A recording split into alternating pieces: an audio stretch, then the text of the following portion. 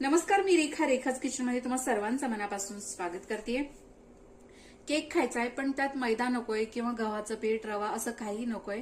So अशा वेळी तुम्ही हा टेस्टी हेल्दी असा हा मिलेट केक नक्की ट्राय करू शकता.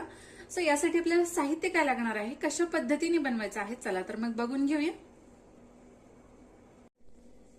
सो यासाठी आपल्याला लागणार आहे बाजरीचं पीठ, 2 वाट्या बाजरीचं पीठ, अर्धी वाटी तेल. याच वाटीने मी हे सगळं मोजून घेतलेलं आहे. तर तेल आपल्याला कुठलाही फ्लेवर नसलेलं घ्यायचं आहे. तुम्ही तेलाचा किंवा तुपाचा वापर करू शकता. इथे अर्धी वाटी आपण साखर घेतलेली आहे. सगळं प्रमाण आपण या एकाच वाटीने मोजून घेतलेलं आहे.